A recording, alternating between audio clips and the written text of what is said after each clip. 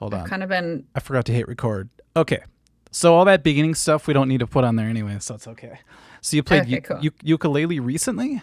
I started to, yeah. Should I hide this microphone since I'm not? Yeah, unless you want. Yeah. You don't want to misrepresent the sound of the mic, Don't right? want people to think that's how it sounds. Yeah. So you have kind of a southern accent, I can tell. No. Yeah. Do I really? No, I don't. It's something else. It's like I'm not used to it being here in Minnesota. I don't know if I have a northern accent to you, but I hear a little bit of like southern or something. Maybe it's western. I don't know. Huh. Yeah. Yeah, my parents are from California, and then I grew up right outside New York, so it might be some weird combo of those two things. Coastal. You have a coastal Yeah, accent, that's all. That's crazy. maybe. Yeah. It's like I've seen your videos, but when you do your videos, I don't hear it as much. I don't know why that is. Well, do you use universal audio stuff, or what do you use for your interface? Yeah, I actually have an Apollo, so Yeah, it's me like too. the 8. Me too. Cool. Yeah, I like it. I don't use the console software that much though. I pretty much pass stuff through to Pro Tools and that's it. Yeah, Yeah. because the big sell for me was that there was like the zero latency, and every time I Hmm. did guitar tracks, there was always a little bit of messed up timing, and I was like, "What's going on?" So I got the Apollo because it's Yeah. not FireWire. What is it? Thunderbolt, or what's the next step up? Oh, I forget. It's like It's some I forget what it's called. lightning Like the bolt or new. something like that. Yeah, but Yeah. then when I finally had zero latency, I'm like, this is the way to go for me because I'm just using an iMac actually. It's like from 2013, and it seems to still Oh work wow. really well. Yeah. Nice. Do you have a crazy computer setup? I just have a MacBook Pro. Oh, that's all you need It's kind of actually. new. I'm pretty happy with it. Does it have Yeah. the touch bar thing at the top? Oh, Yeah. I'm so Yeah, I've been jealous. getting used to that. It's kind of fun. I thought it was just a gimmick, and then somebody brought over their MacBook Pro, and I'm like, oh my god! Like the volume slider all of a sudden appears. It's really sweet. Yeah, it's like a lot faster once you get used to I it. was Yeah, I thinking, thought it was a gimmick at first too. yeah, I was just waiting for MacBook Pros to go completely touchscreen. I thought, wouldn't that be weird if you flipped it open and it was like what are those called? Just like an iPad or something like that, but you could still Yeah, use the like the keyboard if you tablet want to. computers Yeah, where I have a they feeling you they're can like gonna. flip it. Yeah, you could do Yeah. that, right? You Yeah. can like flip it, and all of a sudden it becomes like a laptop, I guess. But I'm surprised they haven't done that already, but maybe they just want to sell more iPads or something. probably they want to keep them separated. Yeah. Do you know that song? Yep. Okay. Anyways, okay. So what I want to do, since I'm doing like a big, Oh no, I dropped something. did you spill your wine? No. That'd be funny. It's a big bottle of wine, just clunk clunk, all over your I've MacBook got Pro. I've got my giant water. Oh, that's okay. That must be a California thing, Maybe. like drinking out of big Yeah. jugs or something like that. There's a guy named Kyle Dunnigan. He's like a comedian. Do you know him? He was on Joe Rogan, and No. he has a Well, like a maybe I would recognize him. I don't know. yeah, he does like a fake news channel called Craig's News Live, and I watch it all the time. But his big Oh gimmick, yeah. yeah, he drinks out of a huge jar, and it's like funny, but I guess you people in California do that. I don't know. Yeah. I like this one because it's like you don't have to get up as much to refill it, and then you end up drinking more water. Yeah, I shouldn't tell you, but I drink out of a plastic bottle sometimes, but I do refill it. Uh-oh. Yeah, Busted. I know. Crazy California people. I can never get away with anything with you guys. If I call someone in I Texas, I can, yeah. but I think somebody's invented, like some college kid invented some sort of like giant machine that swallows plastic, and they're trying to eat away at that plastic island that's floating in the middle of the sea. Do you know about that? Oh really? Or That's cool. the ocean? Yeah. All of a sudden they showed this giant landmass, and it was all garbage just floating in the middle of the ocean. I felt bad. I started to refill my plastic bottles after that. And then when I found out that he's making an invention to fix it, I didn't feel as guilty. But still, you Yeah, still like got to do it. problem solved. Yeah, thank you, college kid. Now I can continue being a jerk, you know? But I just wanted to put like a quick segment because I know you've been doing a lot of stuff with music, audio production. You do a lot of videos I just see them on Facebook, but they're YouTube videos. So you have your own channel. Yeah. And I don't think a lot of people know the resources that are out there for people because I get a lot of questions. I get a lot of questions about recording, and I'm like, I don't know. My best friend works at a recording college, and he's been doing it for like 30 years now. He started on like an 8-track. Oh, awesome. He started like on reel to reel, and the whole way I just kind of looked over his shoulder, kind of watched what he did. So I don't really professionally know how to record, but I just eventually figure it out over time. But you seem to be a lot more professional with that stuff, right? Well, a lot of people just kind of learn as they go. So I wouldn't feel so bad about that. There are a Just lot of engineers that just kind of learned as they went and like they start picked on it up. GarageBand or something, and then they just keep going. Yeah, yeah. What did you Get start into on? a studio at some point or Yeah, hopefully if they still exist, you know. yeah.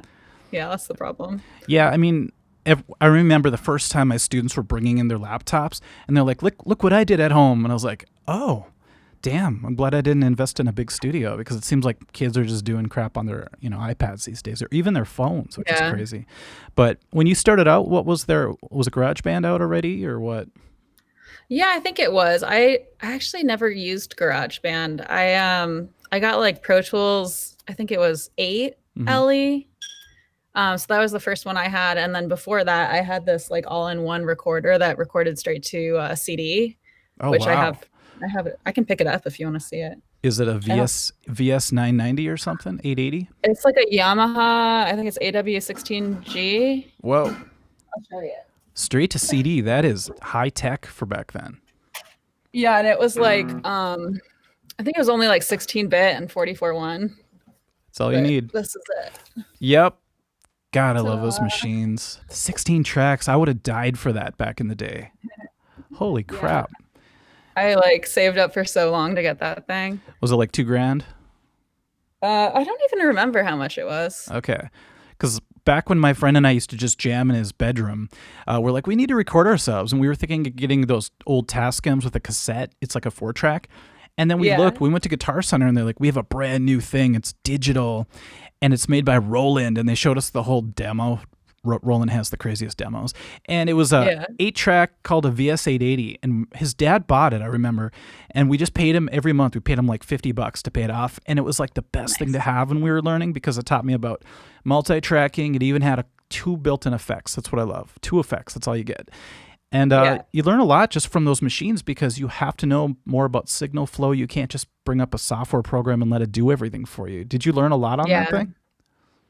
I think so. I mean, there was so much stuff that I messed up and I didn't know. And I don't know. I feel like everything that I did with that was not, but I was just starting out. So I guess, I don't know, learned So a lot what? of the basics. Yeah, just like okay, so this track is playing. Now I arm another track and I try not to record over the old track. Was there an undo feature?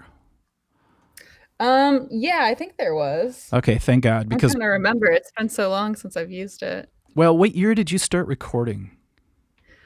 So that was I was in high school, so it might have been like 2001, 2002. Okay, so you've never had to record with destructive recording, have you? Like where you hit record? No. Okay, Not I don't think where I actually had to. I okay. don't I don't think unless this thing did it and I didn't even notice, which is totally possible. It is possible because the VS880 had destructive record mode, and I always thought that sounds Yeah. really dangerous, you know. But it reminded me back when I started, we had these thing called ADATs. I don't know if you've heard of ADATs before. Yeah, yeah. They're like VHS tapes. Anyway, you would have 8 tracks. We actually used those and You did, I worked at a post-production house in New York for like a summer and we actually use those still. really? Sometimes. Not Okay. all the time, but sometimes, yeah.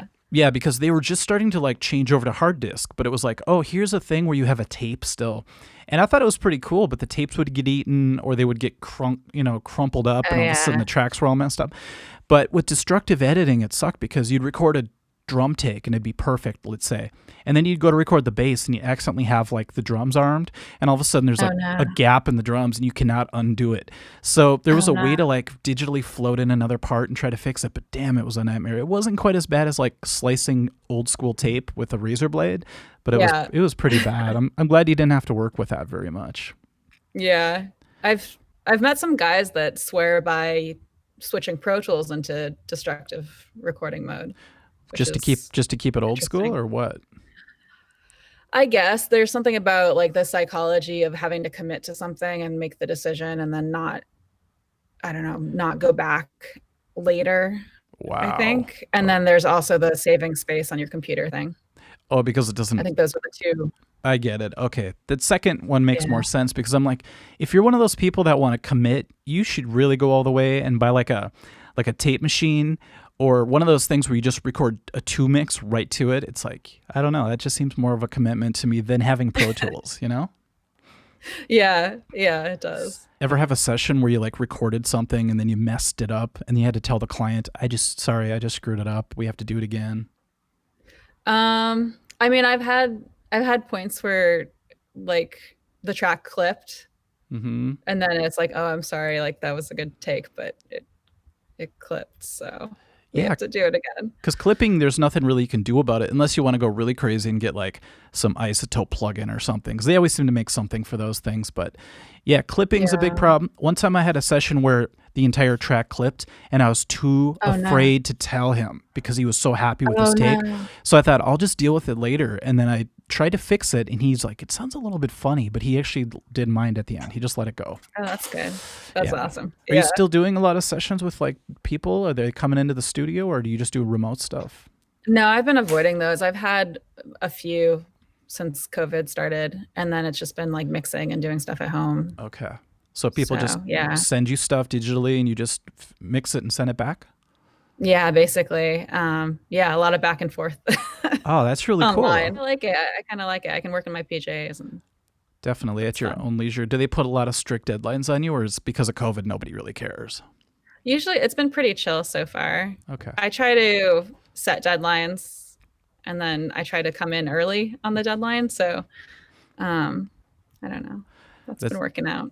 I've noticed a lot of engineers. I mean, they're on the ball. It's almost like if you're a musician, you can be a slacker, but if you're an engineer, you have to like commit to times. Like right when 7:30 hit, like you texted me, and I'm like, "Yep, she's a true engineer." I could definitely tell because I was ready I to was let. sitting there waiting too to message you. I was I like, all right, should figured. I message him or should I wait a second? You're like, I don't want to seem like I'm too anxious to do it, but I don't want to seem bored with it.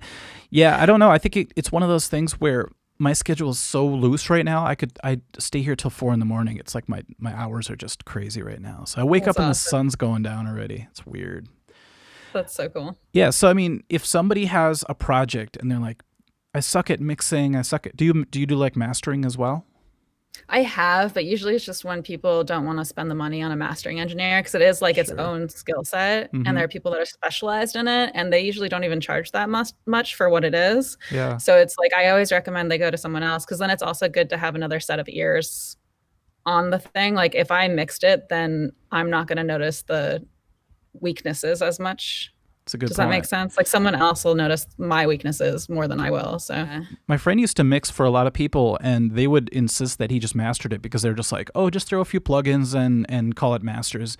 Call it mastered. And my friend's like, no, there's a right. whole art to it. You know, if you look at mastering boards, they look way different. They got these big weird knobs and stuff. And so my friend used to send his like rap mixes to some guy in California or New York. I think it was Sterling Sound or Mhm. something like that. Okay. And the difference it made was huge. Like I A B'd it one time. I'm like, oh my God, it's like this guy just has the ear for mastering versus my Yeah. friend who's a little bit more of a mixing engineer. Yeah, that makes a big difference. Cool. But you'll still do it if they need it, right? Yeah, and I do end up doing it a lot, but Okay. Do you just more than I probably should, but do you have like a few mastering plugins that you go to the most? Because I've been getting into certain ones like the UAD plugins and stuff. yeah, let me I wonder if opening my Pro Tools will mess things up here. Let me try to Sure. open Pro Tools and look here. I usually kind of try to do a minimal job when I'm mastering because it's like that's not my specialty and I don't want to Yeah, you don't want to overdo overdo it. it. It's Hmm. like, yeah, it's always better to it's worse to overdo it, I feel like. I don't Oh know. yeah, for sure. One time a band recorded and it was a metal band and they sounded great, and then whoever mastered it compressed it way too much. This is back when they were having the volume wars, you know? Oh yeah. And every time the drummer hit the snare drum, everything just disappeared. It was like it was so sad. Man, that is sad. There's some podcast I was listening to recently where they compared the overly compressed stuff from like the loudness war, the peak of the loudness wars compared Right. to later versions that have been remastered. And it was like, it's so sad how distorted and how much stuff is lost with the Was it the one where they overly did done stuff. Smells Like Teen Spirit comparison? I think they might have. Yeah. I forget which Yeah. podcast it was though. I saw that on a Do you YouTube video and they showed the waveforms, and a lot of people don't understand that when you overly compress or limit, the waveforms just become a solid block, you know? Yeah. And so when you listen to it at first, it sounds good, maybe coming out of like your iPhone or something, or on your computer. But then if you really try to go and listen for dynamics, it's like, man, when you play the original track, the snare hits and it just hits you in a realistic, heavy way. But in the remastered version, everything's loud, so it's like nothing gets a chance to stick out. So you kind of lose that. Yeah, it's sad. It is. I mean, we have such tough lives, you know. Yes, we worry struggle about. so. What? Are you going hungry? You have nothing to eat? Ah, damn it. I'm just pissed off because the sun is overly limited. That's my life. Okay, so can you Real see struggle. can you see my list on the right side there? Yeah, it's small, but let's see. What do you got? Let's see. I'm usually use. Oh, these are okay. Weird. I'm not used to seeing them in this window. Yeah. It's called like the BX Master Mix Classic or something like that. Here it is. Okay. This one. That's just for the limiter. Cool. Oh yeah, And it is Brainworks. I use some of their plugins. yeah, it I seems to haven't work used that pretty one well. though. And Cool. then yeah, what do you use? We're comparing plugins. This is funny. Let's see. I got Pro Tools open. Let me open something here. Okay. Doop to doop. Slow Tools. I've never heard it called that before. That's funny. Yeah. I've heard Slow Tools and then Bro Tools. 'Cause it's like all guys using it. Girls only use what, Logic or something? I guess Logic and Reason, right? Reason. God, I forgot about Reason. I use Ozone a lot when I'm like adding a layer for like mastering. Yeah. So I'll use Ozone Elements is what I've been using lately, just because I don't have the full thing anymore. And then I'll add limiting. So a lot of times I'll just do the Fab Filter limiter. Have you seen that one? Yep, my friend uses that one. Yeah, I love Fab Filter. They're cool. And then it's a lot of the stuff that I just put on the master fader anyway. I'll just kind of tweak it a little differently if I'm supposed to be mastering something. So I'll have like an EQ, I'll have my BX refinement, which kind of just takes some of the harshness away. Okay. And I'll usually have that like really subtle on if it's on the master fader. I'm like looking at Pro Tools right now. Sure. And then I'll have the Brainworks, the BX solo too. And sometimes I'll just, pump it up a little bit so it's a little, adds some width, some variance between the left and the right. Stuff like that. So do you ever send the client a pre-mastered and a mastered version so they can see the difference, or do you just give them the mastered version? I usually just kind of send them the mastered version, but if they asked, I would. Yeah. I don't know. I just don't think a lot of people like know what goes into it, so they don't know what questions to ask. Like I've had a lot of clients just go, yeah, it sounds good, let's go with it. Or the frustrating thing is when they don't know how to tell you what they don't like about it, and then you have to do all these different changes to things. That's kind of why I got out of doing commercial work, because number one, I can never work with someone looking over my shoulder, and two, I get really frustrated if they don't like what I think sounds good. I can't. I'm not that flexible in that world. Are you? I've gotten pretty relaxed about it. Yeah. It is frustrating when someone doesn't have the same taste as you, and you're like, oh, now I can't use this as an example of something that I've done. It's true. You almost want to take your name off of it or something. Yeah. I mean, yeah, sometimes. I don't know. I probably shouldn't admit that, but it's okay. It's honest. One of my clients one time, I worked really hard to make his metal song sound huge and awesome.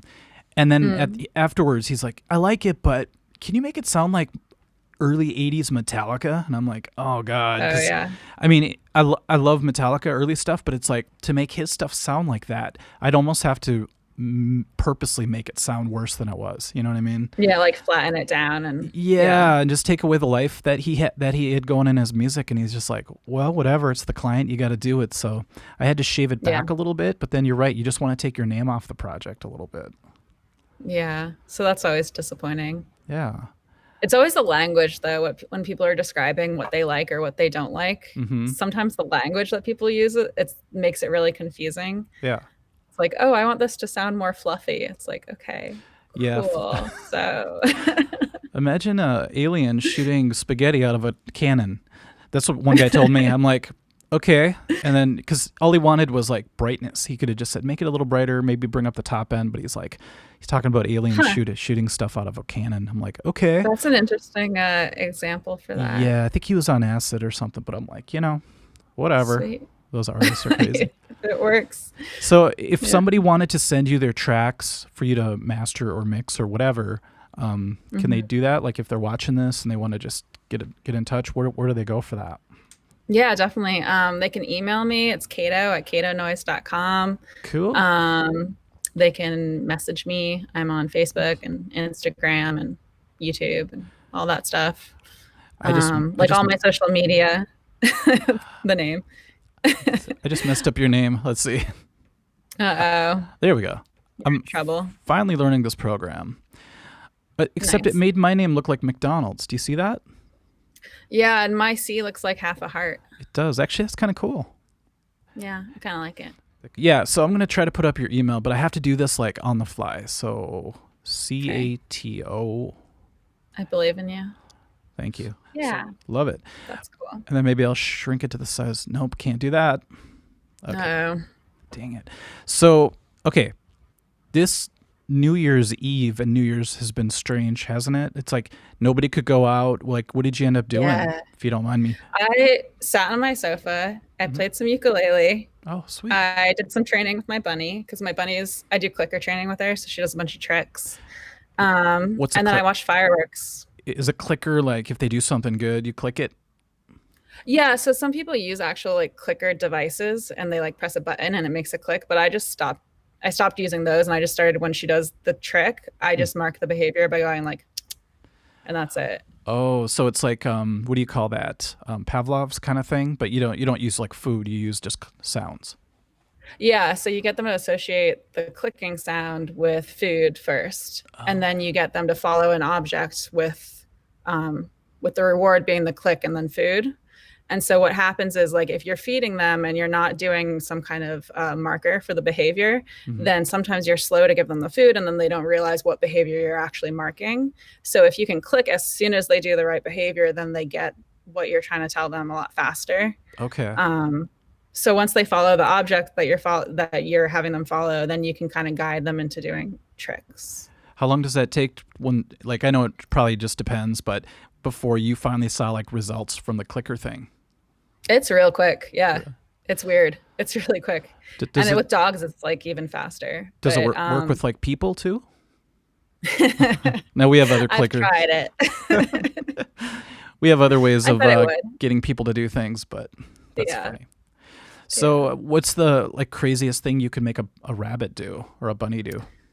I'm teaching her high five right now. So she Really? does high five. Yeah. And so it's like you start with your hand on the ground and then you get them to put their little paw on your hand. And then that's like when you click and then you slowly rotate it up like that. Okay. Oh, am I on the screen? I'm not on the screen. Where am I? Which way is what? There it is. So so right now she's like at this stage. Okay. So I put my hand like that. And she like pounds my hand with her So paw. if you did this too early, would it scare the bunny? Like you're about to hit him or hit her or something? Is it a girl or a boy? Girl. Okay. She probably wouldn't know what I was doing.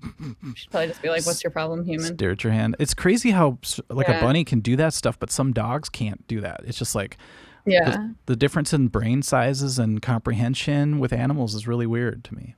Yeah. Bunnies are a lot smarter than people think though, because they're social animals too. Yeah. So you just have to be because they're prey animals, you just have to be a little gentler with them. But other than that, they've been the ones that I've had have learned, I feel like at a similar rate to dogs that I've been around. So Really. I've heard weird yeah. things like pigs are actually very smart, and that freaks me out when I think Yeah. about like when you see pig farms and stuff. You're like, oh my god, it's basically like a concentration camp for pigs. Yeah. Crazy Yeah, and stuff. they're so smart. Yeah, I think someday we'll figure that out, like everybody will, and then be like, okay, we better just stop eating them or something. I don't know. I'm kind of in the middle on all that Yeah. stuff, but I know you wanted to start doing giveaways and stuff. Have you done that? Yeah. No, I haven't, but I got a bunch of stuff and I've been trying to think about how to go about it. So I think like the next round of videos that I record, I'll probably have figured it out by then and start Sure. talking about it. But I don't know if you have any advice or Well, I just started doing it for fun. One day I looked around like, oh, here's a pedal I never use. I'm like, anybody want this pedal? And then they're Yeah. like, yeah. So I did a contest where I'd play a riff. I'd be like, they're like, Crazy Train. And the first person to get it, I would give them prize. But I did Nice. another giveaway with a guitar one time. And the girl didn't tell Mhm. me she lived. Where did she live? Somewhere in Mexico or something. And I was like, oh Uh, man, I didn't know I'd have to ship a guitar to Mexico. So it ended up costing $300 just to send it to her. oh So, gosh. so make sure you say within the continental United States. That's a tip I have for you. Okay, cool. Yeah, and then people are they're like, yeah, can you sign the pedal? Can you do all this stuff too? So they feel really attached when you like give them gifts, as long as you like sign it or do something personal with it. Let me know when you start doing that because I'll tune in. Okay. Yeah, I'm gonna try to get it together if I can get my shit together. Yeah, and do Nothing like, for- have you done a live? Yeah, of course. Have you done a live stream yet at all? Like anything live? No. Okay. I mean, I have with Pro Studio Live, but I wasn't the one to set it up, Okay. so that's different, I guess. Yeah, it's But kind of scary the yeah. first time you hit go live and you know you're actually going live because it's like Yeah. anything that happens. If I fall off this chair and knock myself out, if I swear, like I swear so much that doesn't matter anymore. But it's like you can't edit it. It's like being live on stage. I don't know if you've ever played on stage, like in a band or something, or done live things, but I try to avoid it because I'm nervous. yeah, you're better off behind, like in a studio, right? Like control Yeah. atmosphere. But this is like Yeah. blurring the I mean, I did line. the Pro Studio Live stuff got me more comfortable with it, but yeah, I wasn't in charge of it. I was just sitting there and interacting and stuff, and Okay. it's a little different, I think. I don't know. You just get nervous because you're like, okay, at first you're like, what if I start choking, or what happens if, I don't know the answer to something? And then you realize that people like that in a weird way. They like to just know you're a human. And if they watch, like everybody Yeah. who watches my normal videos, they're like, you seem like a nice guy, blah, blah, blah, whatever. And then when they watch the live streams, they're like, whoa, you talk about all this weird stuff and sometimes you're a jerk and all this stuff. And I'm like, well, it's good to have your real personality come through, because when you edit your own videos together, it's so easy to take out all the bad stuff, And sometimes Yeah, that's what and I people like want to that, see. and I think it's good to admit that you don't know stuff sometimes, because then that's also like that's how you learn the thing that you don't know is For you say, sure. "Hey, I don't know about this," and then someone helps you. So Yeah, I've gotten more comfortable with that at least. So. well, I respect people who can admit that, because it shows a level of mastery and of humility. Because I don't know, the first time I really found the power of that, I made a mistake teaching a Metallica riff, and the sad part is my video was titled "You're probably playing Enter Sandman wrong," and I was playing it wrong. Oh, So I put out the video, and somebody like left a comment. They're like, dude, you're not even playing it right. And at first I was like, shut up. And I was trying to like deny it. And then he's like, check out Yeah. this video. And there's a video of like James Hetfield from Metallica, like playing it the way he said it was played, which is really weird. He actually plays it like this. Like, why would you play it that way? That makes no sense. And so I thought, okay, I can either leave my video up and just be a douche, or I could take it down and admit that I screwed up in another video. So I decided to do a retraction video. And the funny part is that was my first video to hit 1 million views, and it was me admitting Oh, that I wow. screwed up. Yeah, and most of the comments were, "Hey man, I can't believe you weren't so embarrassed that you just didn't make this video." So they're like, it's good to finally hear somebody admit that they made a mistake on YouTube. And I thought, it can't be that rare, but I guess it is. Yeah, it's weird how some people won't. It's like it's not like there's anything wrong with you if you do something wrong every so often, or if you don't know something. So I Sure. don't get why so many people are afraid to do that. I wonder if it's the school system, like when we're young and you have to know everything when you're in school, you have to memorize all this stuff. And if you don't do it right, they give you the big red mark and you feel bad. I mean, it must be some sort of like conditioning, kind of like what we do with training animals. It's like we're like these little kids, and all of a sudden they're like, oh, you gave the wrong answer. Bad, bad, bad. And nowadays, I mean, if you don't know something, you could look it up in 5 seconds. So it's like we're living in a Yeah. different world. So we have to just all admit that we're all stupid, and we're all hoping to get better, hopefully. Some people just want to Yeah. rest on their laurels and act like they know everything, but I don't think I want to hang out with those people anyway. So Yeah, those people aren't growing. So yeah, they're kind of gross. Anyways, okay, so I'll send people to your email, right? That's what that is? Yeah. cool, sure, yeah. And I have like all my social media stuff is at CATO Noise. So Okay. it's So they pretty can. easy to find. Sounds good. Thank Nice. Yeah, it was nice talking to you finally. you. Yeah, you too. Okay, We should well- do more of these. That'd be cool. I think that'd be cool, like a collaboration. It's really good for me to have access to your mind, and then maybe a bass player and a drummer. It's like I like tapping into different minds just to see, all the different Yeah, angles it's fun. sometimes. So, okay, well, It'd be cool to do like a back and forth maybe at some point. Sorry, you're like trying to get rid no, of me, no, but for sure, like if you want to come on and teach about guitar stuff, that'd be for cool. sure. We could like trade info. A lot of people ask about guitar stuff, but they also wonder about what it's like to play live, how you made guitar like your living, how do you get YouTube subscribers. There's so many angles that you can do once you get going on this stuff. So for sure, we'll do that. Cool. Sweet. All right. Well, enjoy the rest of your New Year's Day. You too. Happy New Year. Okay. Same to you. We'll talk to you soon. Okay. All right. Sounds good. Okay. Bye. Okay. So that was CATO. She's an audio engineer and she has her own YouTube channel. And check that out for sure. I'll put the link up when I edit this together, and we'll see you guys later. Thanks.